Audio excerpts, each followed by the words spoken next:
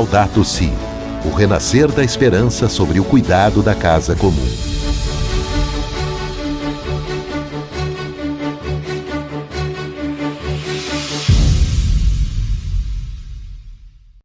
Eleito Papa, o Dom Jorge Mário Cardeal Bergoglio escolheu para si o nome de Francisco, que lembra o Santo de Assis, que é exemplo por excelência do cuidado para uma ecologia integral. A inspiração pelo nome Francisco teve a ajuda do amigo Dom Cláudio Cardeal Umes, que estava sentado ao seu lado durante o conclave. Vejamos como isso aconteceu? Olha, foi assim como ele contou aos jornalistas. Alguns dias depois de ter sido eleito Papa, ele teve esse encontro com jornalistas, todos que estavam ali, uns 600 do mundo todo. E ele contou então como é que foi essa sua escolha do nome Francisco, dizendo que eu estava ao lado dele na hora quando os votos de fato indicaram que ele estava eleito. E realmente foi assim como ele contou. Eu abracei, eu beijei no rosto e disse a ele que não se esquecesse dos pobres.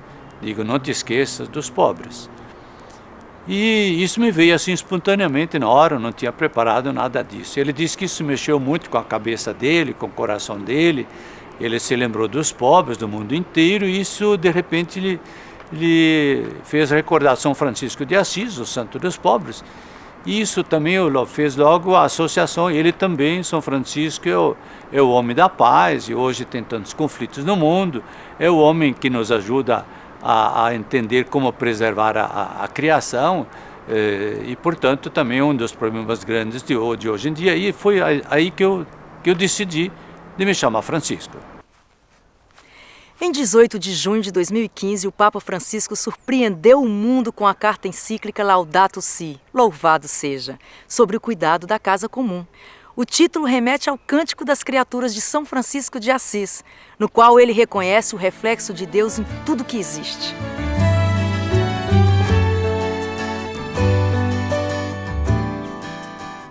O apelo desta carta encíclica socioambiental é convocar a família humana para uma mudança urgente de estilo de vida na busca de um desenvolvimento sustentável e integral. Vejamos como foi a recepção da Laudato Si entre alguns especialistas. Essa encíclica foi aguardada com muita expectativa, no entendimento de que o Papa exerce não apenas uma liderança espiritual, mas política. E sendo o primeiro Papa Francisco da história, houve a expectativa, portanto, de que ele atendesse ao que se espera do primeiro Papa com esse nome. E que o franciscanismo estivesse presente nessa circular, que é o que significa uma encíclica, que pudesse alcançar o mundo inteiro, trazendo uma mensagem que a Igreja jamais se posicionou de forma tão contundente e tão bem amparada pela ciência, denunciando um grito de alerta em favor da vida e de um planeta que, ao mesmo tempo em que é destruído, depredado e devastado, determina esse modelo de desenvolvimento, a exclusão social, a pobreza e a miséria. Então, essa forma como o Papa na encíclica fez a associação entre a destruição ambiental e a exclusão social foi bem calibrada, muito inspiradora e chegou no momento certo. O Papa, ele falou na encíclica, que é uma peça maravilhosa, ele falou de coisas que são do conhecimento científico presente. Ele não falou nada de possibilidades que ainda precisam ser cientificamente investigadas. Ele falou daquilo que a gente já sabe agora. E ele chamou os homens a tratarem isso com o devido respeito e com a urgência que precisa ter. O mundo está apaixonado pelo Papa Francisco. Todo mundo está fascinado com esse jeito dele, com esse amor que ele transmite para o mundo. E agora, o mundo está também fascinado pela encíclica ecológica do Papa, a Laudato Si. Mas o que pouca gente sabe é que esse é um tema já tradicional da Igreja. Paulo VI, João Paulo II, Bento XVI já tinham escrito sobre esse assunto e agora o Papa Francisco faz uma encíclica só sobre isso. Além disso, o que menos gente ainda sabe é que o Estado do Vaticano é o primeiro a zerar no mundo as suas emissões de gás carbônico. Como é que eles fizeram isso? Instalaram painéis solares para não precisar usar energia de outras formas e também criaram uma floresta lá na Hungria que consome gás carbônico na mesma quantidade que o Vaticano ainda libera. Com isso, empata. O que é liberado de gás carbônico pelo Vaticano é consumido e transformado em material vegetal em plantas lá nessa floresta. É uma coisa muito legal e um símbolo para o mundo. Esse documento tão importante que o Papa Francisco coloca em nossas mãos. Esse documento que foi fruto de muitas consultas na comunidade científica, foi nos movimentos sociais, na sociedade. E o Papa Francisco percebeu que era o momento certo de poder, dar essa grande contribuição para a humanidade. Essa casa comum, o nosso planeta Terra, essa criação maravilhosa que Deus colocou nas nossas mãos para que pudéssemos cuidar com carinho, com amor.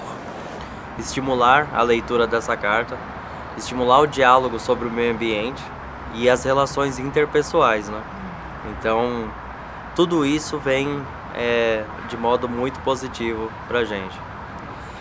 A encíclica Laudatio Si eu considero assim um marco na história da doutrina social da Igreja, do magistério dos papas. Ela marca como se fosse uma terceira fase do pensamento social da Igreja. A primeira, que começa com Leão XIII, em 91, depois a segunda, depois do Concílio Vaticano II, sobretudo com ponto alto na Populorum Progressio, de Paulo VI, e agora essa, Laudatio Si, trazendo esse problema tão importante e central na vida humana hoje, que é a questão da ecologia, a relação com a criação. Sobre a encíclica e como que as comunidades tradicionais, ribeirinhas e indígenas estão citadas ali, eu acredito que realmente haja assim, um aprendizado possível dessas comunidades na nossa sociedade. Certamente o Papa viu nessas comunidades uma forma de se ensinar às outras pessoas como que se pode viver da floresta, do mundo, da mãe terra, da água, de forma mais equilibrada e produzir de forma feliz, de forma sustentável. Que a sensibilidade do Papa, como um grande líder da humanidade, para trazer uma mensagem essencial para as pessoas, para que nós tenhamos cuidado com o planeta, que é a nossa morada, com aquelas coisas simples que nós estamos deixando de lado pelo padrão de desenvolvimento econômico. Então foi fundamental, porque ele tem a condição de tocar ao mesmo tempo em pessoas de diferentes culturas, de diferentes idiomas, em todo o planeta, para uma única ação, que é reverter as nossas ações de degradação. Esse Papa, ele não desmerecendo os outros, mas a gente sente que ele tem um foco diferenciado. Ou pelo menos ele exerce de uma forma que consegue tocar a gente com mais, talvez com mais facilidade ou com uma clareza um pouco maior. Eu, da área ambiental, fico extremamente feliz em saber que existe essa preocupação e que essa preocupação está sendo repassada para diversas pessoas de muitas partes do mundo. A encíclica do Papa vai despertar muita sensibilidade para a questão do meio ambiente. Eu acho que isso é muito importante. Pode se mudar. Isso ele tem uma convicção e diz isso muito firmemente. Para não deixar assim, digamos, vamos ver, mas isso é muito difícil, isso não vai acontecer. Não, ele é muito firme, ele diz, é possível fazê-lo e nós temos que fazê-lo, é urgente fazer a mudança de rota para que o planeta possa ainda ser salvo, ou seja, revertido todo esse processo de devastação ecológica da Terra. Agora vamos ver o primeiro capítulo da encíclica. O que está acontecendo com a nossa casa comum? com o jesuíta Padre Josafá Carlos de Siqueira, reitor da Pontifícia Universidade Católica do Rio de Janeiro, doutor em Ciências Biológicas e apaixonado pelo meio ambiente. Acontecendo muitas coisas comprometedoras, tanto para a natureza como para a sociedade, né? Nós temos as mudanças climáticas que nos preocupam, né? Porque isso tem repercussões muito fortes, né? Sobre as pessoas, sobre os ecossistemas, né? Sobre o comportamento de tantos seres vivos, né? Nós temos aí consequências já sendo vivenciadas, né, das mudanças climáticas, os refugiados ecológicos, né? Nós temos as enchentes, nós temos o aumento realmente das catástrofes em escala local, em escala regional e escala mundial. Então, alguma coisa está acontecendo de errado nessa casa que nós temos que corrigir. Nós temos a qualidade de vida na nossa cidade, que está cada vez mais difícil, né, mais complicada. Todos nós, eu, você, tomamos o ônibus, né, usamos o transporte coletivo, né, nós percebemos isso, a diminuição da nossa qualidade de vida, né. Nós temos a biodiversidade também, o número de espécies de extinção tem aumentado no planeta. Todos os países hoje elaboram o livro vermelho das espécies de extinção. O Brasil, na década de 90, tinha 100 e poucas espécies vegetais ameaçadas de extinção. Hoje nós temos mais de 400 espécies, numa escala de tempo tão pequena. Então, isso está errado nessa casa. Nós temos que olhar para essa casa e dizer, essa casa está desordenada. Nós temos que organizar essa casa comum. Nós temos que, para organizar essa casa comum, nós temos que mudar muitas coisas, né? Mudar muitas coisas dentro de nós, mudar muita coisa fora de nós, né? E para isso nós temos que ter a ética. O que é a ética?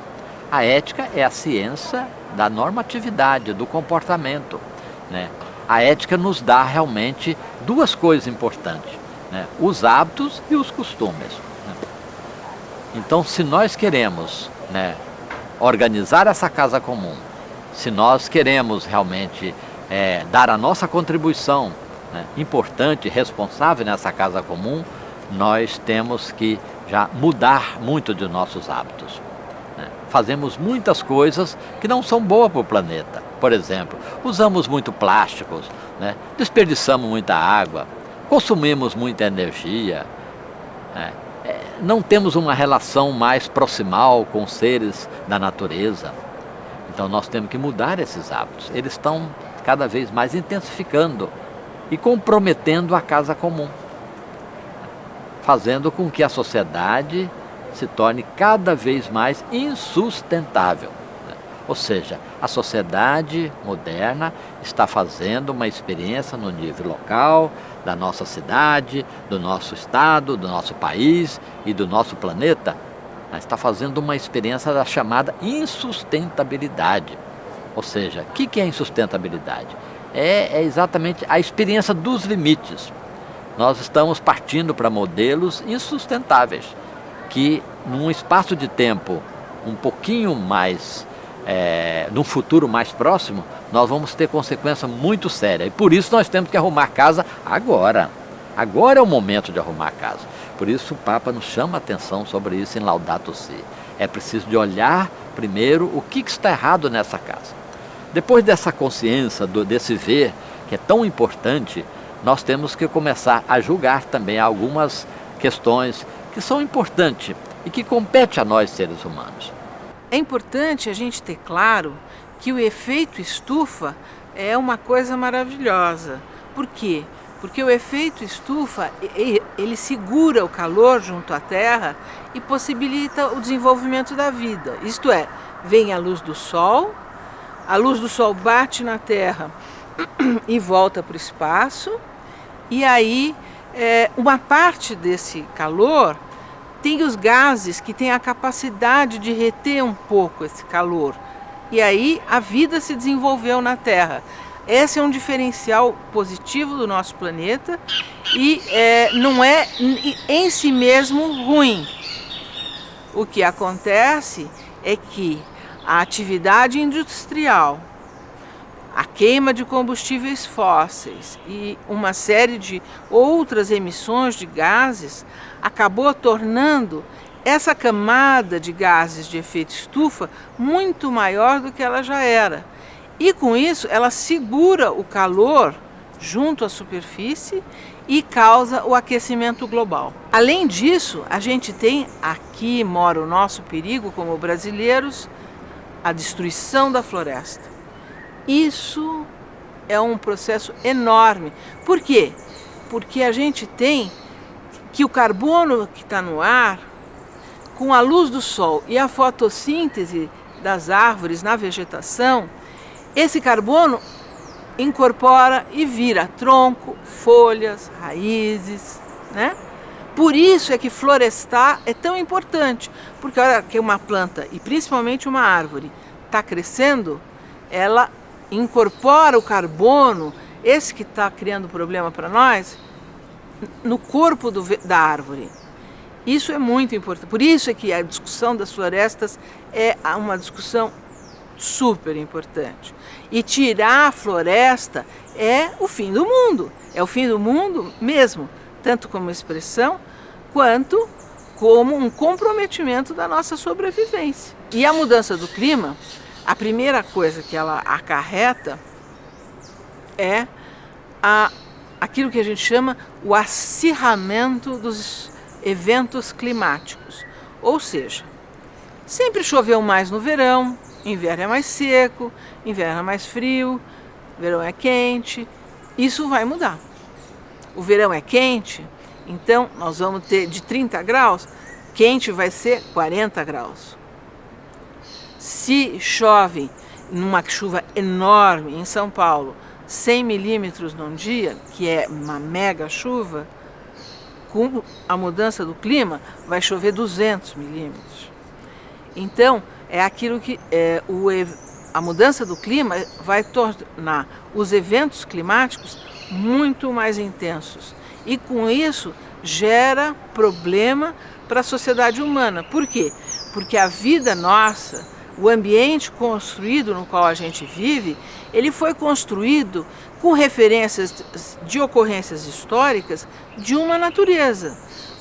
E agora vai ser outra.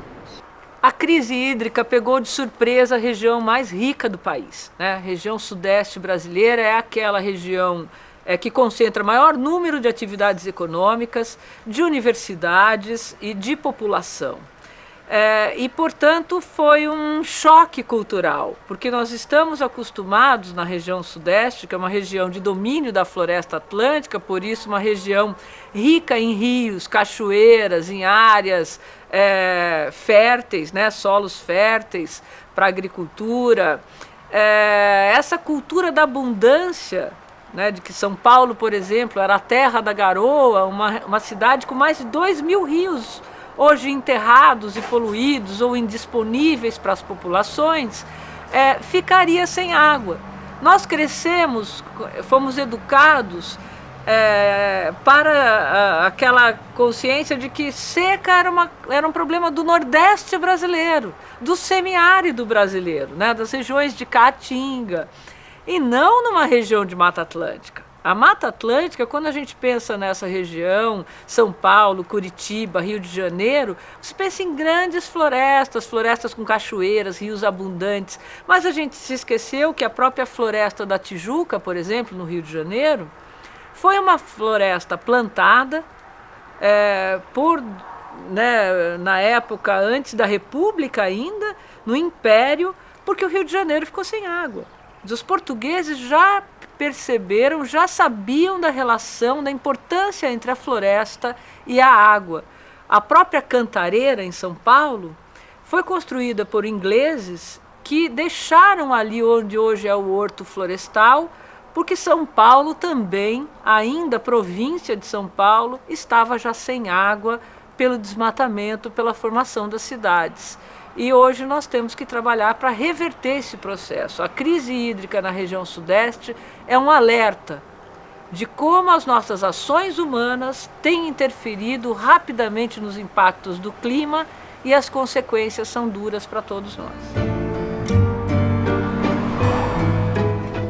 Neste segundo capítulo, o Papa convida a todos a refletir sobre as convicções da fé, apesar de saber que alguns rejeitam a ideia de um Criador para se chegar a uma consciência ecológica. Ouçamos a reflexão da doutora em Teologia Sistemática Maria Clara Bingemann, da Pontifícia Universidade Católica do Rio de Janeiro, sobre o Evangelho da Criação. Então, o segundo capítulo da encíclica, intitulado O Evangelho da Criação, o Papa chama justamente a atenção para que o problema da ecologia é algo tão complexo, tão fundamental, envolve tantas coordenadas, tantos elementos, né? Porque diz respeito à nossa vida, no que ela tem de mais fundamental, que a ciência não dá conta disso, a ciência exata, né? Então tem que se recorrer à arte, à literatura, à sabedoria dos povos antigos e às religiões. Ele começa falando às religiões, num leque mais aberto. E depois, evidentemente, ele afunila para a religião bíblica, né, para a tradição judaico-cristã e, muito especialmente, o Evangelho de Jesus Cristo. Tanto que o título do capítulo é o Evangelho da Criação. Então, intitulando assim esse capítulo, o Papa vai apresentar um evangelho, ou seja, uma boa notícia, né? Algo belo, algo bom para as pessoas quando ele recorda a sabedoria bíblica sobre a criação. E ele começa recordando justamente os textos que narram a criação do mundo, a criação do ser humano, e mostra que desde o início a criação é uma bênção, não é algo menor, inferior, decaído, não. A criação do mundo, a natureza, tudo isso é a visibilização do amor que a Trindade, o Pai, o Filho e o Espírito Santo vivem entre eles e que transborda como amor real, concreto, fecundo, né? Nesse mundo em que nós vivemos. Então, a criação é realizada e o livro do Gênesis nos mostra aqueles passos todos. Primeiro separa as águas da terra, depois põe os peixes no mar, põe as aves no céu, os astros, né? Tudo isso.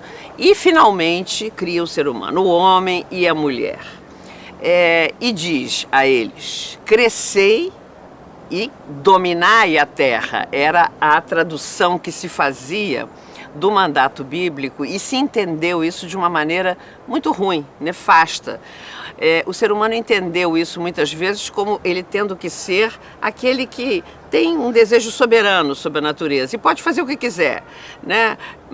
Derrubar, extinguir, poluir. Não é verdade. Na verdade, o mandato genesíaco, o mandato do livro do Gênesis com relação à relação do ser humano com a criação, é que o ser humano é chamado a ser o cuidador da criação, o guardião, aquele que tem o cuidado da terra, da natureza, das flores, dos pássaros, dos rios, de tudo aquilo que é o seu meio ambiente, onde ele vive, né? Porque se ele o destrói, ele destrói a si mesmo. Isso é uma das coisas centrais nesse capítulo, me parece. O Papa, recorrendo às fontes bíblicas, ele vai mostrar que a ligação entre humanidade e natureza é indissolúvel. Mexeu na natureza, mexeu no ser humano. Se eu tenho uma atitude predatória com relação à criação, eu vou prejudicar a mim mesmo e as gerações futuras. Meus filhos, meus netos não terão mais água, porque os rios estarão poluídos, porque não haverá mais água potável, porque o aquecimento global terá chegado a um ponto que não haverá mais chuva. Nós já estamos vivendo algumas dessas consequências hoje em dia. Se eu desmato, desfloresto, derrubo todas as árvores, a mesma coisa, né? O calor vai começar a invadir cada vez mais, o clima vai ficar completamente desequilibrado, as geleiras vão derreter, há espécies animais que vão se extinguir, enfim. Né? É todo um desequilíbrio, uma desordem que vai se instaurar na ordem que o Criador fez, né? Justamente o que o relato do Gênesis nos mostra é que no princípio havia o caos e Deus, com a sua palavra e o seu espírito, né, ordena esse caos harmoniosamente. Ele instaura uma bênção e uma harmonia para que aquilo seja a marca da vida. né? A vida que vem de Deus só pode ser uma vida harmônica, bela, uma vida que cada vez gere mais vida. Então, o pecado é justamente essa interrupção da vida, essa agressão à vida. E a gente entendeu muitas vezes o pecado original de uma maneira errônea, mas isso, graças a Deus, a teologia já superou. O pecado original não significa o ato sexual realizado entre o homem e a mulher, absolutamente, né? Mas o pecado original é se achar Deus, é não aceitar sua condição de criatura. É isso que o Evangelho da Criação nos diz. Nós somos uma criatura amadíssima de Deus, a única criatura com quem ele faz interlocução direta, a qual ele conta os seus mistérios e os seus segredos mais caros e queridos, mas todas as outras criaturas também são amadas por Deus. Então, o ser humano não pode ter com essas criaturas uma atitude predatória, agressiva, destrutiva. Pelo contrário, ele tem que cuidar da criação, porque cuidando da criação, ele estará cuidando dele mesmo e daqueles que virão depois dele. O Evangelho de Jesus Cristo segue a linha do Antigo Testamento nesse sentido. Jesus, quando vai falar aos seus contemporâneos, aos seus ouvintes, aos seus discípulos, ele toma vários exemplos para construir suas parábolas que são tirados da criação. E é sempre uma visão positiva da criação que ele traz. Por exemplo, ele compara o reino de Deus às aves do céu e aos lírios do campo, né? Que não tecem nem fiam, mas nem Salomão em toda a sua glória se vestiu como um deles. Esses lírios tão bonitos que nós temos aqui, aos pássaros do céu, que também nada têm, mas têm tudo, porque o Pai os alimenta. E ele recomenda aos discípulos: deveis ser como os lírios do campo e as aves do céu. Viver confiantes no amor de Deus, que a tudo provê. Não precisa desmatar, cortar árvore, matar bicho, poluir rio, com medo que tem que estocar para se alimentar. Não. Né? Deus deu a criação ao ser humano para que ele a administre e a guarde com recursos suficientes para que o ser humano possa viver em harmonia com essa criação. Tirar dela o seu sustento, mas viver dela, nela e com ela. Isso é, então, o Evangelho da Criação. Ser humano e natureza irmanados, juntos, relacionados, na harmonia que o Criador instaurou desde o princípio. Na existência divina, você tem milhões e milhões de anos para aquele solo se formar, para aquelas espécies se formarem, e você vai acabar aquilo em 12 anos para ficar milionário? Né? Eu acho isso pecado. Isso deveria ser enxergado como pecado, como errado. Não pode. Você quer você quer ficar rico com a terra? Tudo bem, mas você tem que deixar uma área para os bichos, para as plantas nativas, para as comunidades tradicionais. Poxa, já destruiu o cerrado inteiro. A gente tem 3% do cerrado preservado em áreas de preservação restritiva, 13% no total. Já destruiu muito. Deixa um pouco, deixa o lobo existir, deixa o pato mergulhão existir, sabe? Deixa essas espécies de plantas existirem. Eles não têm direito à existência também? E deixar o líder indígena ser assassinado, que nem está acontecendo hoje no Mato Grosso do Sul, deixar essa violência, os fazendeiros se armando para ir lá matar indígena em pleno 2015, eu acho isso um absurdo. E o principal, as pessoas. Eu acho que se a gente muda as pessoas, se aquele proprietário de terra ele sabe que vai ser melhor proteger a nascente dele, proteger o rio dele, não só para ele, mas para as pessoas que estão a outra fazenda, que vai voltar a abelha, e que voltando a abelha a soja dele vai produzir mais, o café dele vai produzir mais, o que são os polinizadores, por que a água é importante, por que a folha é importante para manter a fertilidade do solo dele. Se eles soubessem disso, eles não iam degradar. O descaso com que os nossos governantes têm tratado a questão ambiental. Nós tivemos na última década um retrocesso enorme na legislação brasileira que trata do meio ambiente. A mudança do Código Florestal Brasileiro, que era um código de 1965, tratava, portanto, da proteção das florestas, das áreas de preservação permanente, das cidades, da proteção do entorno de nascentes e rios e mananciais, foi desprotegida por conta da ganância humana. Nós estamos perdendo as nossas florestas num ritmo nunca assistido antes, e as consequências para as populações, sobretudo para as populações menos servidas de serviços de saneamento básico, de recursos econômicos, as comunidades que moram em áreas isoladas, os nossos indígenas que estão sendo desrespeitados pelo Congresso Nacional. Então, todos esses retrocessos, como reverter esses retrocessos e garantir que o capítulo de meio ambiente da Constituição brasileira e aquele que trata dos biomas nacionais, dos patrimônios do Brasil, como a Mata Atlântica, o Pantanal, o Cerrado, as áreas úmidas, as áreas costeiras, não sejam desrespeitados em nome de um modelo de desenvolvimento, de um agronegócio predatório que não reconhece as comunidades. Esse tem sido o maior problema desta década.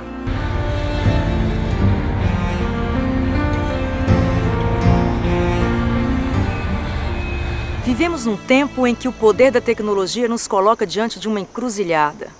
Antes, a intervenção humana sobre a natureza tinha a característica de acompanhar e reforçar as possibilidades oferecidas. Mas agora, o que interessa é dominá-la e extrair o máximo possível dela. O padre Josafá Siqueira, neste terceiro capítulo, nos fala sobre a raiz humana da crise ecológica.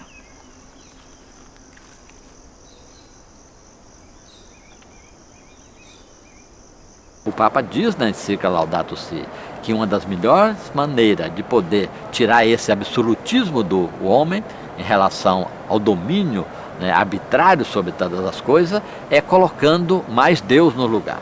Ou seja, tirando essa visão mais antropocêntrica que ele chama, para criar mais uma visão mais teocêntrica, ou seja, Deus como centro de tudo. Nós vamos tirando Deus da jogada. Isso é péssimo. É por isso que nós temos uma série de consequências hoje. Nós vamos realmente compartimentalizando aquilo que não é para ser compartimentalizado. Não é? Nós temos a visão integradora. Nós temos que compreender a ação de Deus unida com a ação humana, com a ação da natureza. Quando nós vamos tirando, fragmentando essas partes, aí começam a nascer os problemas. Os problemas que nós temos hoje, que está muito bem relatado na encíclica Laudato Si, quando nós perdemos a nossa relação com a natureza, nós vamos também perdendo a nossa relação com o próximo e perdendo a relação com Deus. Daí a importância da gente resgatar neste momento e criticar também algumas coisas que estão erradas dentro dessa casa. Nós vamos criando, por exemplo, uma técnica que todos nós somos fascinados, na verdade, todos nós temos os nossos celulares, que são importantes, Quem não tem um celular? Todos nós temos celular e precisamos dele, para nos comunicarmos, para poder fazer os nossos contatos, Mas nós não podemos ficar presos a essa racionalidade que o Papa chama de tecnocrática. Nós precisamos superar isso. Isso é importante, nos ajuda, mas não resolve os grandes problemas. Não resolve os grandes problemas nossos, humanos, e nem da nossa relação com Deus e com a natureza. Voltando à ideia da tecnocracia, nós precisamos dessa técnica, evidente. Agora, o Papa chama a atenção de que nós não podemos manter a distância dessas duas grandes racionalidades. O que são essas racionalidades? Primeira, racionalidade técnica, que nós somos fascinados, dependemos dela, precisamos dela, ótimo. Agora, não podemos ficar presos só nela, porque a vida humana depende de outras racionalidades. Por exemplo, ele chama a atenção da música, da poesia, da nossa relação com a natureza, porque essa outra racionalidade, que é chamada, tecnicamente, é chamada racionalidade axiológica. O que é axiológica? A racionalidade dos valores. Essa racionalidade dos valores, ela são importantes para nossas realizações humanas, porque a música, a poesia, o contato com a natureza nos humanizam, nos espiritualizam, e o Papa chama a atenção disso da encíclica. Daí é importante da gente poder quebrar um pouco esse desequilíbrio entre a racionalidade técnica e a racionalidade dos valores. É preciso unir um pouco mais essas diferenças. E nesse sentido, o Papa chama a atenção também de algo que é muito importante, que é a cultura do descarte. Essa cultura que nós vamos, né, descartando as coisas, né? Quando nós descartamos Deus na nossa vida, nós descartamos também a natureza e descartamos também as pessoas. Isso é muito dramático, né? Quando nós descartamos as pessoas, né, nós vamos realmente tirando a centralidade daquilo que é essencial da vida, né? Porque a vida consiste em saber cuidar da natureza, saber cuidar das pessoas, saber cuidar dos idosos, saber cuidar das crianças. Nós temos que saber cuidar. Esse é o dom que Deus nos deu. A tarefa que nós temos, desse grande dom que nós recebemos da criação, é saber cuidar, né? E nós temos que saber cuidar. Nós não estamos sabendo cuidar. Esse é o grande problema. Temos que voltar a cuidar com carinho, com amor, daquilo que Deus colocou. Porque cada ser da natureza, é uma planta, um animal pequeno, tudo isso revela a imagem do Criador. Tudo isso, diz o Papa, né, isso nos fala também de Deus. Tudo é obra, né, do mesmo Criador. Então nós temos que saber também cuidar. E, sobretudo, né, cuidar da vida vulnerável, da vida frágil. O Papa chama a atenção disso, dentro da encíclica, né? É preciso cuidar da vida frágil e vulnerável do ponto de vista humano e do ponto de vista da natureza. Ora, se uma espécie está ameaçada de extinção, nós temos que saber cuidar para que ela não desapareça. Porque uma espécie, ainda que seja pequena, se ela desaparece da face da terra, é uma presença de Deus ameno. É uma gotinha de transcendência que foi embora, né? Nós temos que saber cuidar. O cuidado ele é muito influenciado pelos valores e pelos interesses das pessoas, né? Então a gente tem, né, nesse sistema capitalista, uma criação de falsas necessidades. Então, de necessidades artificiais. Então, por que uma pessoa precisa de um celular novo por ano, sendo que isso não é uma necessidade urgente, né? A pessoa deveria manter o celular dela por mais tempo. Fora aquelas obsolescências programadas e perceptivas, né? Influenciando negativamente na sustentabilidade do planeta. Então, nesse sistema que a gente vive, que visa então criar necessidades artificiais, a gente não tem como o planeta sobreviver por muito tempo, né? Porque mesmo criando unidades de conservação, a gente tem as influências políticas, por exemplo, desejando que essas unidades sejam utilizadas para mineração. E aí, para que será utilizado esse minério? É para uma necessidade básica do ser humano ou é para algum uso na falsa necessidade, né? A gente tem que pensar sempre em tudo que a gente consome, em tudo que a gente faz, né? Então, quando a gente vai falar da reutilização de materiais para fazer uma horta, por exemplo, se a gente faz com garrafa PET, a gente pode pensar que está fazendo aí um impacto positivo.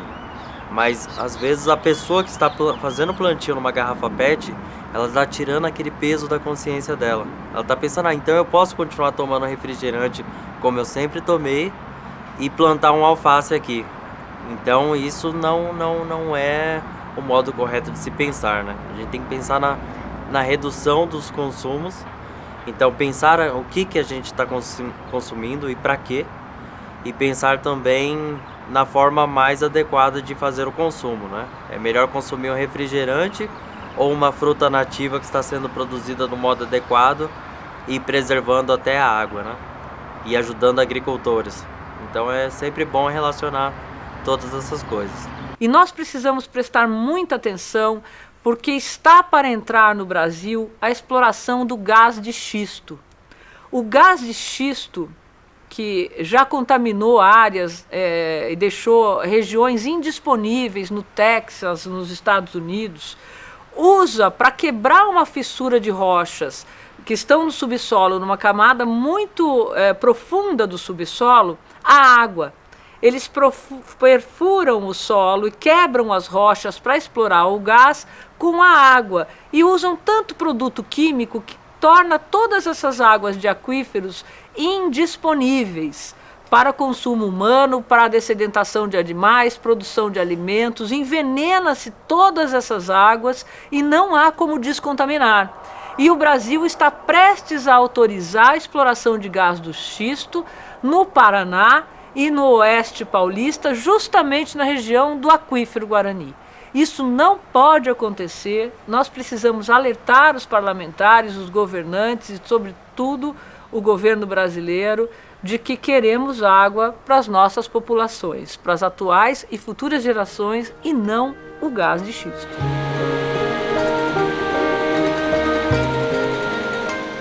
Tudo na criação está intimamente relacionado e os problemas atuais requerem um olhar diferente, um olhar integral. O doutor em oceanografia Francisco Borba nos apresenta os elementos para uma ecologia integral, neste 4º capítulo. O capítulo 4 da encíclica nos fala de um conceito muito legal que o Papa Francisco criou, o conceito de ecologia integral. Você já ouviu falar que, para os ecólogos, tudo está interligado, tudo está interconectado. Essa foi uma grande contribuição das questões ecológicas, do estudo do meio ambiente, para a cultura dos nossos tempos, descobrirmos a inter-relação entre todas as coisas. Mas dizer que nós temos que ver todas as coisas com uma visão integral, como o Papa Francisco nos propõe, quer dizer alguma coisa a mais do que simplesmente dizer que tudo está interconectado. O que significa isso a mais? Significa que nós temos que descobrir na natureza, nas pessoas, o sentido último da sua existência. Porque a integralidade significa este sentido último. Significa a capacidade de ligar não só uma coisa com a outra, mas ligar todas as coisas com o sentido último que elas têm. Mas vamos entender melhor isso. Se vocês olham para a nossa vida hoje, nós vamos ver que nós somos pessoas fragmentadas. Em cada lugar que nós vamos, é como se nós tivéssemos uma cara diferente, como nós tivéssemos que ser uma pessoa diferente. Em casa nós somos de um jeito, no trabalho nós somos do outro, quando nós vamos no campo de futebol de um terceiro, no cinema com a namorada, com o namorado. É um mundo de pessoas com diferentes papéis sociais. E esses papéis sociais não estão integrados, eles estão fragmentados. Eles se definem não em função daquilo que nós somos, mas em função daquilo que nós devemos aparecer para o mundo, aparecer para a sociedade, para o patrão, para ganhar dinheiro e assim por diante. Mas a Igreja Católica, o magistério da Igreja, sempre nos disse que nós não podemos ser assim fragmentados. Nós temos que ser sempre íntegros. Íntegros não só no sentido de sermos moralmente bons, como a gente sempre pensa. Íntegros no sentido de nós manifestarmos sempre aquilo que nós somos de verdade, lá no fundo. Por isso, os pensadores católicos, durante todo esse período moderno, o século XX é rico de exemplos, trabalharam sempre afirmando que a pessoa só se realiza na sua unidade, na sua integralidade. Não, ela não pode ser fragmentada. Por exemplo, Jacques Maritain, que foi um grande pensador francês lá do período entre as guerras até os anos 60, 70, Jacques Maritain, ele defendia o humanismo integral. O que era esse humanismo integral? As pessoas pensavam que poderiam fazer um humanismo, criar um mundo mais humano, numa perspectiva muito materialista. Elas negavam a necessidade de espiritualidade, de transcendência, de reconhecimento de Deus para construir a pessoa humana. E Maritain, com seu humanismo integral, vai dizer, não, a integralidade da pessoa exige o reconhecimento da espiritualidade, exige o diálogo com Deus. Depois, nos anos 60, o mundo estava metido numa mentalidade que a gente chama de economicista. Tudo estava a favor do crescimento da economia. A direita e a esquerda concordavam com isso. O que contava é que a economia crescesse, que os países ficassem mais ricos, mais poderosos, que os ricos ficassem mais ricos, e por aí é que ia se criar o bem comum. O Papa Paulo VI cria o conceito de desenvolvimento humano integral. O que significa isso? Não basta crescer economicamente. É necessário que todas as dimensões da nossa vida, a dimensão afetiva, a dimensão social, a dimensão cultural, intelectual, espiritual, todas elas têm que se desenvolver assim como a dimensão econômica. O desenvolvimento não pode ser só material, tem que ser integral para realmente construir a pessoa humana. Depois, Bento XVI, agora no começo do século XX, na Caritas in Veritate, voltou a falar a mesma coisa. Nós precisamos de um desenvolvimento humano integral. E agora, o Papa Francisco retoma essa ideia de integral, dizendo: nós devemos construir uma ecologia integral. Uma ecologia que não esteja apenas preocupada com a interligação de todas as coisas, mas com a compreensão da integralidade de cada uma delas. Vocês estão vendo que esse esquema está cheio de balões coloridos. Se vocês olharem, existem uns balões esverdeados ou amarelos na parte superior e na lateral à sua direita do esquema. Estes balões referem-se às primeiras preocupações dos ecologistas. O cuidado com os ecossistemas, com as suas fragilidades, com os seus limites. O problema da justiça intergeneracional. O que quer dizer esse palavrão?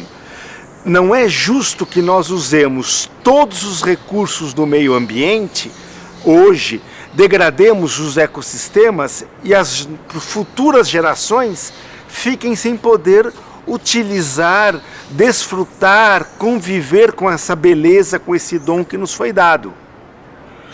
A qualidade de vida nas cidades, tudo isso estava na preocupação dos ecologistas desde o começo. Só que com o tempo eles foram percebendo que não adiantava se preocupar só com esses aspectos. Eles tinham que olhar também o problema da sociedade, porque é a sociedade humana que cria os problemas ambientais, não é a natureza que cria os problemas ambientais. E aí eles começaram a se preocupar com aqueles temas que vocês vão encontrar do outro lado do esquema, nos balões azulados, que falam sobre o cuidado com a sociedade, com a organização social, com as instituições internacionais, com a cultura dos povos, com os processos de desenvolvimento econômico e social dos países. Hoje, os ecologistas sabem que tudo isso faz parte da nossa preocupação pelo meio ambiente. Não existe mais uma ecologia natural que não seja preocupada com a ecologia social.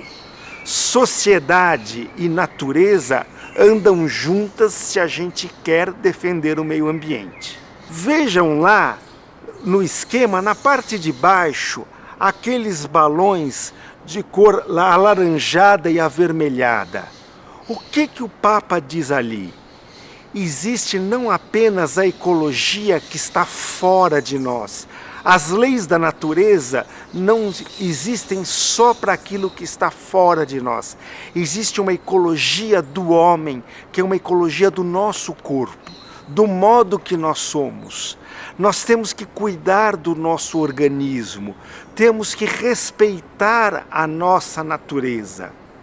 Você não pode comer até ficar doente porque o mercado diz que é gostoso comer as coisas. Você tem que comer coisas que são boas para você, comer de uma forma saudável. Você também não pode pensar na sua sexualidade totalmente desvinculada da sua afetividade, porque o sexo é uma parte do seu corpo físico, mas que deve estar em harmonia, deve estar interconectada com os seus afetos, a sua psicologia, a sua espiritualidade. Isto é integral. Não é só dizer, está ligado, mas está ligado e deve estar em harmonia para construir o destino bom para você e para as pessoas que estão em volta de você. No espírito de São Francisco de Assis, que amou a natureza, que amou a beleza e que amou os pobres por causa disso, imitando a Cristo, nós podemos hoje ajudar a construir uma ecologia integral que seja boa para a natureza, para os nossos irmãos que mais sofrem e para nós mesmos. O nascimento do Reciclázaro foi, de fato, um embrião de várias cabeças. Não é só do padre José Carlos, mas tem muita gente envolvida. Tem psiquiatra, tem psicólogo, tem dentista, tem assistente social, tem jovens da paróquia São João Maria Vianney, na Lapa, que iam para a igreja e não tinham muito claro como associar fé e compromisso social, fé e meio ambiente. E tinha uma população de rua na frente da igreja gigantesca, uma população, homens e mulheres que viviam na rua constantemente.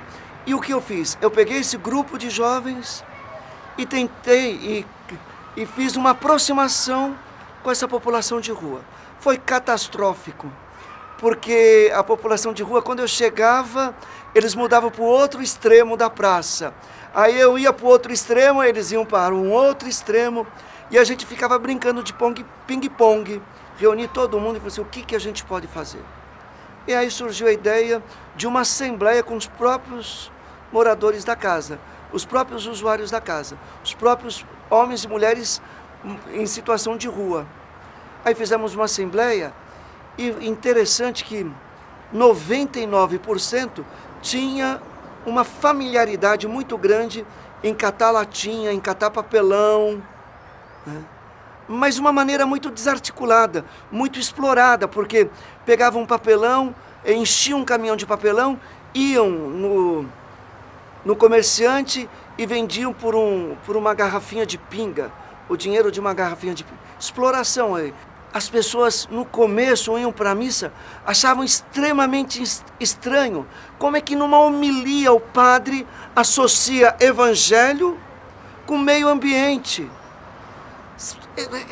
Padre, o senhor está ficando louco. Evangelho com meio ambiente e com reciclagem de ser humano, padre. Que conversa é essa? Ninguém entendia. Eu cheguei a ouvir algumas vezes que eu estava colocando do lado da igreja lixo descartável e lixo humano. Muitas pessoas não conseguiam entender, depois foram entendendo por causa da mudança, da transformação da vida das pessoas, que deixaram de ser homens e mulheres em situação de rua e passaram a gerir o seu próprio negócio e dentro de uma consciência muito ecológica, né? É bonito porque assim, se preocupar com a nossa grande casa, que o Papa Francisco tanto insiste, né? O cuidado com a nossa casa, com a casa comum.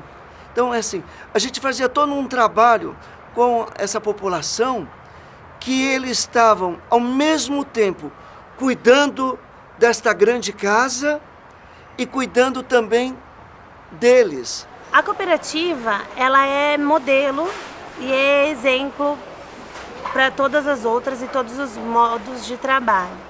Justamente pela transparência do trabalho dela e por essas questões sustentáveis que eles levam com tanto zelo, né? Muitas pessoas têm o conhecimento do que é reciclável e o que não é e faz essa separação bacana e aqui consegue chegar um material realmente que precisa ser triado. A esteira, ela precisa triar os materiais recicláveis, Então, os agentes que estão mexendo dentro, em cima da esteira, com todos os materiais, é só o reciclável. Ele não tem a obrigação de separar o que é reciclável e o que é orgânico. E a gente tem que pensar como melhorar a saúde do ser humano e que geralmente impacta no bom uso da natureza, né? Para a saúde de uma pessoa é bem melhor que ela tenha árvores em volta da casa do que um espaço todo impermeabilizado. Então, tudo isso a gente tem que pensar no modo sistêmico. E aí que começa aí pela conversar com o vizinho, com os próximos do transporte público, fazer o uso do transporte público e reduzindo a competitividade entre as pessoas, reduzir o consumo, repensar o consumo, né, o que é útil e o que não é. A contemplação da realidade do planeta que sofre com a degradação ambiental já nos indica a necessidade de uma mudança de rota e sugere algumas linhas de orientação e ações que veremos com o jornalista ambiental André Trigueiro neste 5º capítulo. E, na verdade, o que o Papa está defendendo é uma mudança de cultura, através do diálogo. É uma palavra que ele usa e emprega várias vezes ao longo da encíclica. E o que a gente viu de 72 na Conferência de Estocolmo, Conferência da ONU sobre Ambiente Humano, passando pela Rio 92, primeira Conferência da ONU sobre Meio Ambiente e Desenvolvimento, a Rio +10, que elenca a pobreza como um desafio do mundo, nós vamos percebendo a evolução da consciência, a percepção de que não dá para separar o ambiental do social e como nós não temos mais o direito de errar do que diz respeito a decisões políticas. O Papa é muito severo na crítica formulada aos chefes de Estado, aos dirigentes políticos, que se comprometem por palavras, mas não por atos. A distância que separa o discurso da ação. Então, nesse sentido, sim, essa encíclica é histórica porque ela certamente acelera o processo e cria constrangimento em quem se esmera na retórica do ecologicamente correto e do socialmente justo, mas que não consegue traduzir isso em ações. O ambientalista José Lutzenberger, batizado carinhosamente, apelidado de Lutz pelos gaúchos, imortalizou certa vez num texto muito interessante o analfabetismo ambiental, que é grande nas cidades, porque aqui a gente tem água na torneira, não sabe de onde ela vem. A gente usa o banheiro e não quer saber para onde vai o esgoto. A gente dá um nó no saquinho de lixo e coloca para o porteiro ou para o lixeiro levar embora, não sabe para onde. Então, esse envolvimento se dá a partir do conhecimento sensorial. A gente precisa conhecer para amar e respeitar. O mundo está muito urbano e muito virtualizado. O conhecimento se tornou possível agora através de telas de computador. É um conhecimento virtual, digital. O mundo real tem cheiro, o mundo real tem uma coloração diferenciada quando a gente está no local onde as coisas acontecem, não na tela do computador. Então há um desafio da gente promover alfabetização ambiental, fazendo com que as pessoas se deem conta do risco que os ecossistemas do mundo correm hoje, de falência múltipla, de esgarçamento das condições que permitem a vida, parafraseando Cristo, a vida em abundância, num planeta doente, por nossos hábitos, comportamentos, estilos de vida e padrões de consumo. O desafio dos educadores, dos pedagogos e dos pais de família é promover desde cedo na criança o entendimento de que nós somos os grandes vilões ambientais da atualidade. Se o mundo experimenta uma crise ambiental sem precedentes na história, essa crise tem o nosso DNA e a nossa digital. Então nós queremos procurar a causa da crise ambiental, basta se olhar no espelho, rever hábitos e comportamentos e perceber a relação, o nexo causal entre o que eu faço no meu dia a dia, como eu me transporto para lá e para cá, o que eu como, o que eu possuo, que eu julgo ser um bem meu material, minhas posses, meu patrimônio.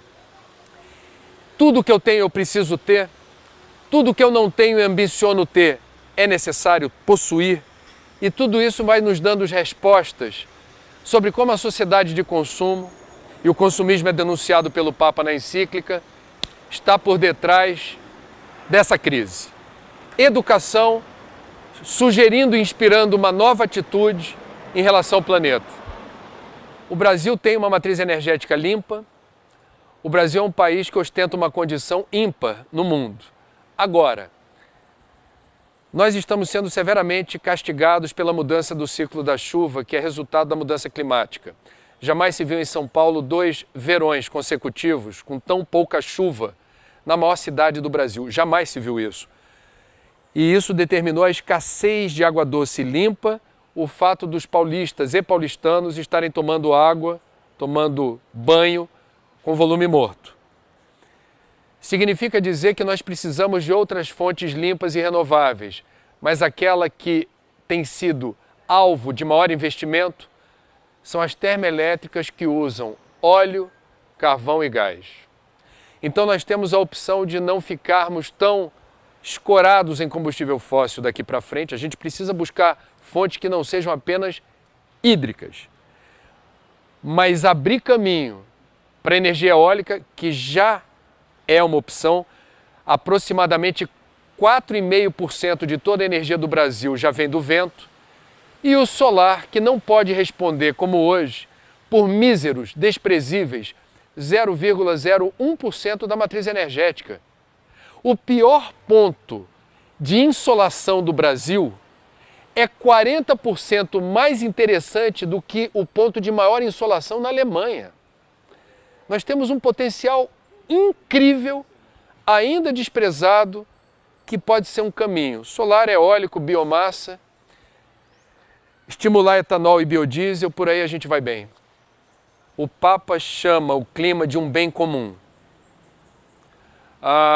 Entretanto, o mercado não percebe o clima como um bem comum. Percebe o clima como uma oportunidade de potencializar lucros e ganhos. Nada contra o capital privado que possa alavancar investimentos na direção que o mundo deseja. Mas a gente precisa, eu acho, ter o reconhecimento de que precisamos fazer mais e melhor na direção de um projeto coletivo de civilização. Precisamos renunciar a interesses muito imediatistas, muito circunstanciais e muito privados, particulares. Nós estamos conversando numa rua, um logradouro público. A pergunta fundamental é: a rua é de todos ou a rua não é de ninguém? Se a rua não é de ninguém, supostamente eu teria o direito de jogar lixo no chão, de não coletar as necessidades fisiológicas dos meus cachorros, etc. Se a rua é de todos, existe um protocolo ético de transitar por um lugar que é coletivo. Nós vivemos sob o império da sociedade de consumo, onde as pessoas se sentem cada vez mais individualistas, egoístas e hedonistas. É preciso corrigir o rumo na direção de uma nova cultura mais generosa, menos imediatista, em que os direitos daqueles que ainda não estão entre nós, grosseiramente chamados de gerações futuras, sejam respeitados. Na lei do inquilinato, isso já é sacramentado. Eu ocupo um imóvel que não é meu. Por contrato, eu devo devolver o imóvel no final do período, como eu encontrei. Do ponto de vista ético, deveria se dar o mesmo. Não temos o direito de entregar esse planeta para gerações futuras em situação pior do que nós encontramos, no mínimo. É importante quando a gente começa a falar sobre saneamento básico, né? A gente tem aqui um sistema de tratamento do efluente da cooperativa. Então, um sistema que reduz o trabalho em teoria, reduziria o trabalho da Sabesp no tratamento da água, porque grande parte do esgoto bruto ele é digerido então em tanques onde bactérias que não utilizam oxigênio fazem o tratamento desse esgoto e depois passa por filtro de raízes e evapotranspiração. A gente está aqui na Marginal Tietê. Estamos aqui numa área de APP, então área de preservação permanente, onde toda a água que cai nesse solo, ela deve percolar e ir até o rio, depende todo do relevo da área. Mas essa é uma área essencial que deve ser preservada para a melhoria dos rios. Então é importante a gente sempre relacionar os rios, o jeito que a gente trata as florestas com os rios, né? Então a gente tendo florestas, a gente já melhora a vazão, a qualidade da água, inclusive a disponibilidade para o ser humano. Eu, por exemplo, aprendi a nadar no Rio Tietê.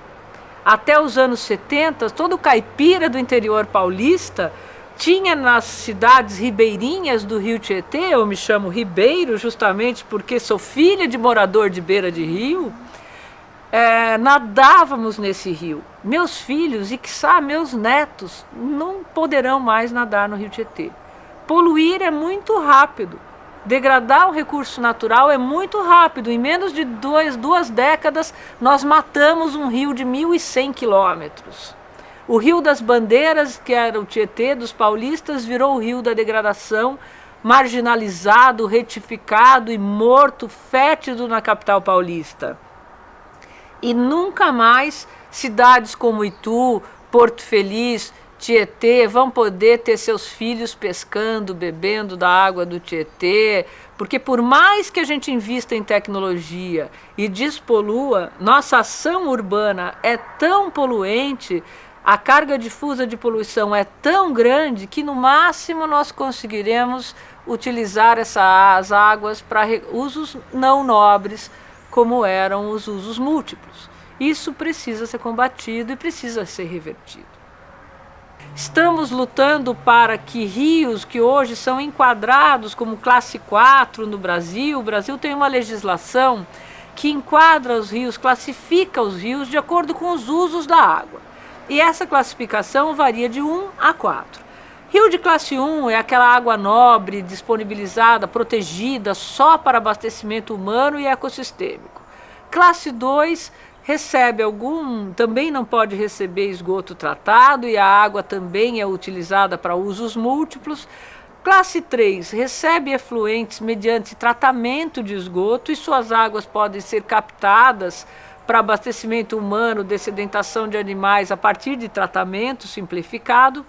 E rio de classe 4 é aquele rio que não serve para nada. As águas ficam indisponíveis, só utilizados para diluir esgoto e gerar energia elétrica. É o caso do Rio Pinheiros, em São Paulo, do Rio Guandu, no Rio de Janeiro, enfim, de grandes rios que cortam capitais, das nascentes do Rio Iguaçu. Para vocês terem uma ideia, o Rio Iguaçu, que forma as cataratas do Iguaçu, hoje teve seu enquadramento rebaixado para a classe 4.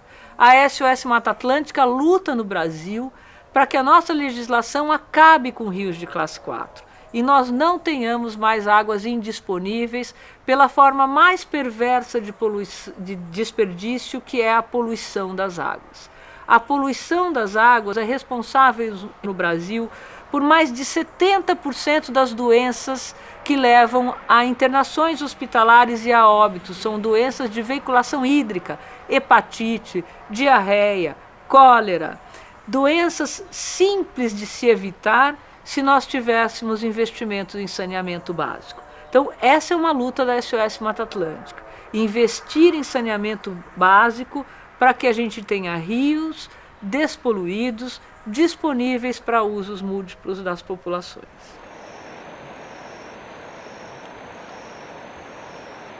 Enfim, o que um indivíduo pode fazer no dia a dia? Em primeiro lugar, é não desperdiçar. Não desperdiçar comida, esse negócio de jogar fora comida, desperdício de comida, desperdício de água, desperdício de energia. Isso no dia a dia, quando você começa amanhã de manhã já escovando os dentes, fazendo a barba, tomando banho, o que você pode ali, de fato, economizar e não desperdiçar, portanto. O que você pode fazer quando você senta à mesa para não desperdiçar comida, para não consumir mais do que é necessário consumir, quer dizer, esse nosso superconsumismo é fatal para o planeta. Para a gente poder saber se alguém aumentou a emissão, diminuiu a emissão, quem é que emite, deixa de emitir, existe uma instituição mundial ligada à ONU, e é essa instituição chamada IPCC, Intergovernmental Panel on Climate Change, painel intergovernamental da mudança do clima, que estabelece o que é que mede, como é que mede, qual é a metodologia de cálculo que deve ser adotada. Por quê? Para alguém dizer que aumentou a sua emissão, diminuiu a sua emissão, transformou a sua emissão, tem que ter alguma referência certa. O IPCC é quem estabelece essas referências. E o IPCC, ele estabeleceu, na metodologia vigente, que é de 2006, que os setores de emissão, eles vão ser 4. O primeiro setor de emissão são os gases ligados a processos energéticos, chama energia o setor. Então, o processo de produção da energia, seja por hidroelétricas, por termoelétricas, por usinas de tudo que é tipo, processo de produção de energia, ou o processo de extração de petróleo e refino de petróleo ou de gás, ou de qualquer sistema, o processo de combustão, queima de combustível, seja nos veículos, que são chamados as fontes móveis de emissão de poluentes, seja nas indústrias que usam os combustíveis, seja no fogão da nossa casa, que usamos gás natural ou gás liquefeito de petróleo num botijão. Nós estamos emitindo. E tudo isso tem metodologia de cálculo para quantificar o que emite e o que deixa de emitir. O que você pode fazer, em primeiro lugar, é procurar saber onde é que estão esses processos de emissão, por exemplo. Então, todo cidadão hoje em dia já sabe que os combustíveis fósseis dos veículos, por exemplo, eles emitem muito. Então, abandonar os carros e passar a usar o transporte coletivo, ou mesmo a bicicleta, ou até andar a pé para suas atividades diárias, é um processo que o cidadão está colaborando com a minimização das emissões. Você na sua casa, você se descuidava, por exemplo, com o descarte de uma geladeira, de um ar-condicionado, seja cuidadoso e leve o seu produto velho, quebrado, para uma oficina que tem esses equipamentos que puxam esse gás e dão uma destinação controlada para ele. Existem sistemas, o Ministério do Meio Ambiente controla todos esses procedimentos junto, em parceria com a indústria. Então, outra coisa, por exemplo, que você pode fazer, o seu lixo, você pode separar o seu lixo. Aquilo que é reciclável, você está diminuindo a quantidade do lixo que vai para o aterro e no aterro entra num processo de emissão de gases de efeito estufa.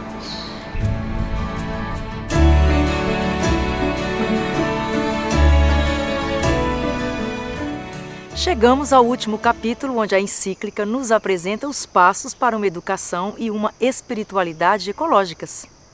O Papa Francisco tem um estilo de pontificado que é diferente dos seus predecessores. Ele é um Papa eminentemente pastoral, eminentemente prático. Ele fala muito bem, diz coisas lindas, inspiradoras, mas ele quer aterrissar na realidade. Ele quer ajudar as pessoas a botarem em prática aquilo que ele ensina. E ele consegue. É um grande comunicador nesse sentido. Então eu acho que esse 6º capítulo da encíclica, 6º e último, que é o que fecha essa encíclica tão fantástica, é justamente um capítulo que vai ajudar as pessoas a aplicarem todo esse conteúdo riquíssimo da encíclica na sua vida, criando uma espiritualidade ecológica, né? Então, ele já de saída no capítulo vai dizer tudo isso, toda essa conscientização, essa tomada de consciência da importância da relação harmônica entre ser humano e natureza, de não ser agressivo em relação à criação, tem que gerar uma mudança, uma conversão. E essa conversão tem que começar por uma mudança de estilo de vida.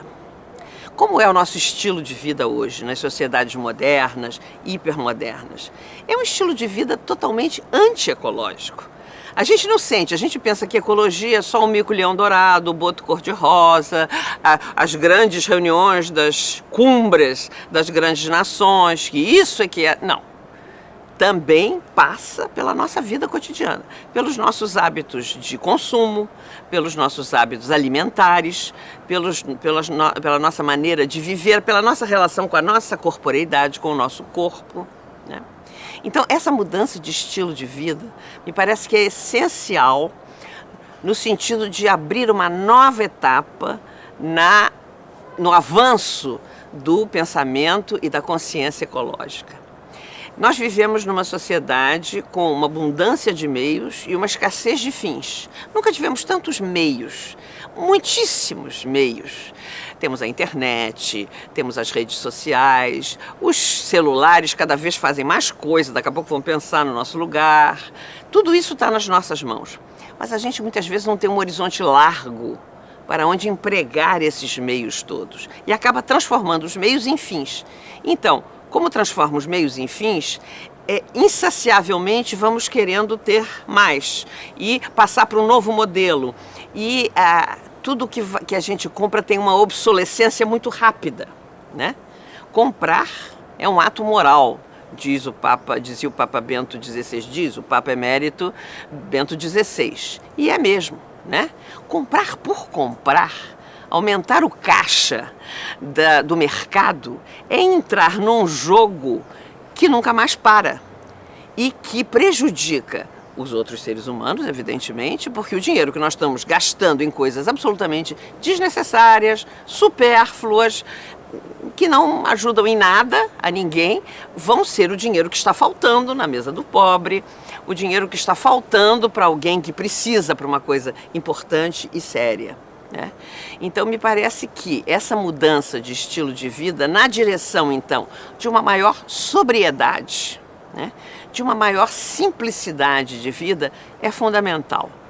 Olhar para esse mundo com um olhar reencantado, um olhar contemplativo, um olhar que sabe descobrir a beleza e a prodigalidade que Deus derrama em cada uma das coisas criadas e fazer realmente desse mundo a nossa casa. Como que a gente arruma a nossa casa? Com carinho, com gosto, buscando que cada coisa que tem uma história seja valorizada. Eu gosto muito de fotografias, eu tenho várias fotografias dos meus filhos, dos meus netos, toda a minha casa é cheia disso, então, povoada de presenças, né?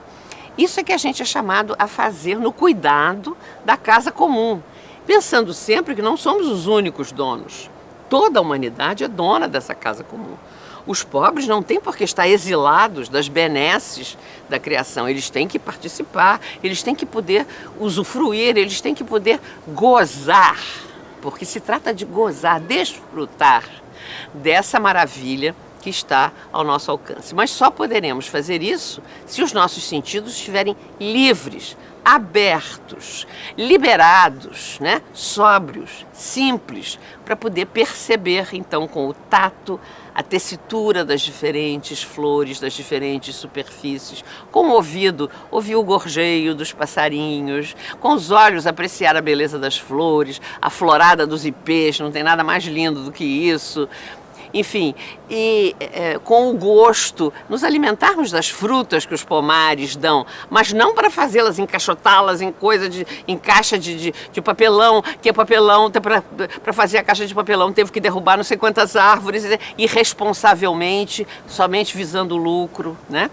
Então, acho que essa integração, né, entre o ser humano e a natureza é tão séria e tão importante que demanda realmente a construção cada vez mais apurada, cada vez mais refinada de uma espiritualidade ecológica, né?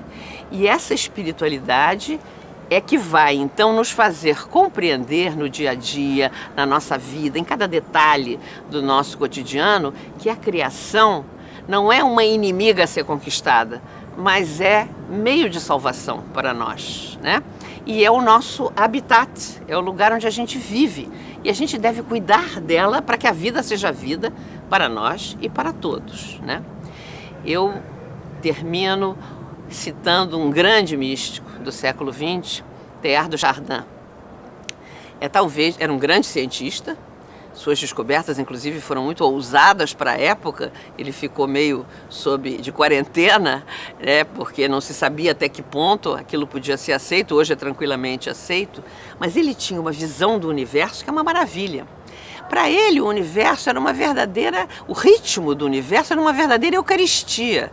Era o universo inteiro sendo oferecido a Deus continuamente e Deus derramando sobre o universo essas bênçãos, até que ele tem um texto chamado A Missa sobre o Mundo, onde ele vai pegando cada elemento da natureza e integrando no ofertório que ele vai fazer da Eucaristia, e ele como sacerdote depois consagrando tudo isso e comungando com essa natureza.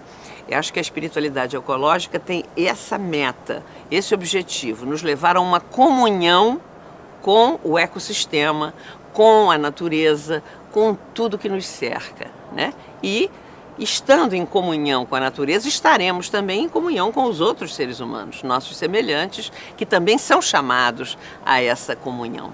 Então, a nossa casa comum é uma casa de comunhão. Não tem nenhuma restrição, nenhum interdito. E é a essa comunhão universal que nos convida o Papa Francisco com a sua belíssima encíclica Laudato Si.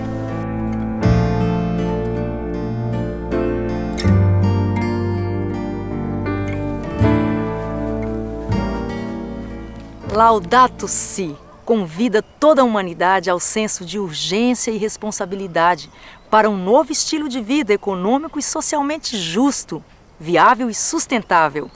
O primeiro passo a ser dado é reconhecer que somos consumidores. Mas de que forma ele é realizado? Com excesso ou desperdício? Ou de forma consciente e sustentável?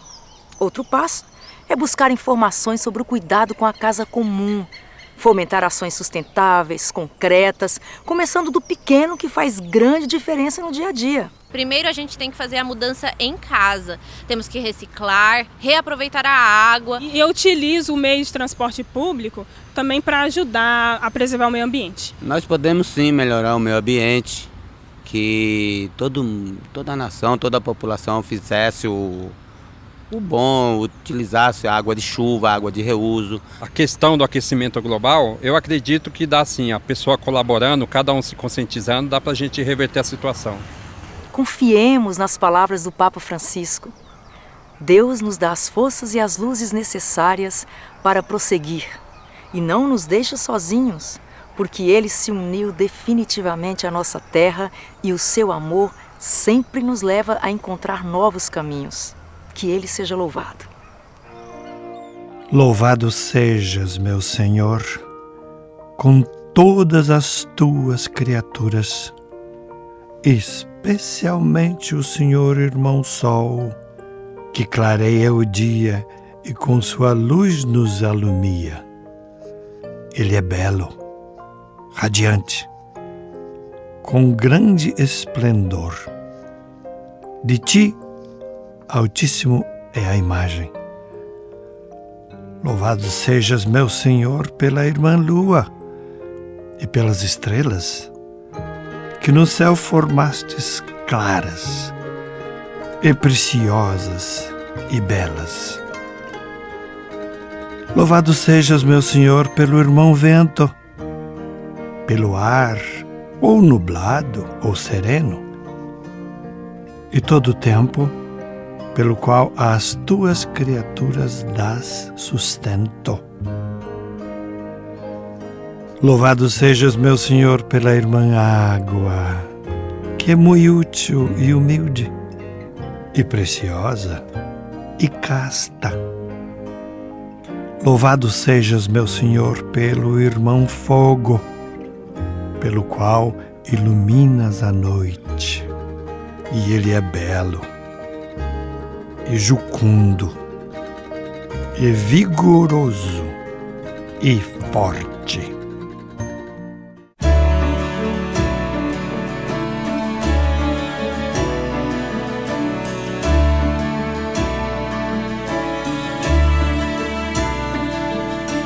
Deus é Pai, nos diz Jesus, aos seus olhos tem valor cada ser que Ele criou. Com carinho e amor paterno, cuida até dos passarinhos.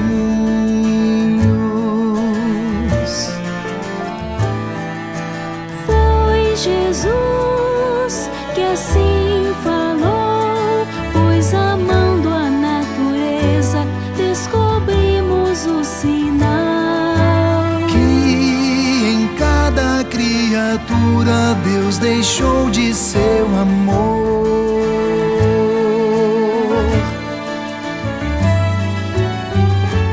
a presença luminosa do mistério de Jesus, desde a origem para sempre, vai guiando a criação, ao final destino em Deus.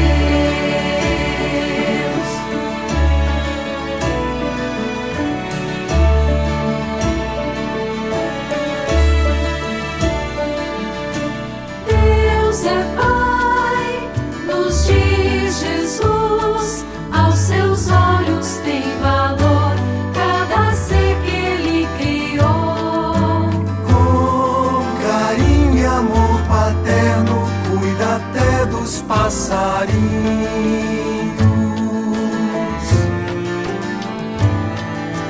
Foi Jesus que assim falou, pois amando a natureza descobrimos o sinal Que em cada criatura Deus deixou de seu amor.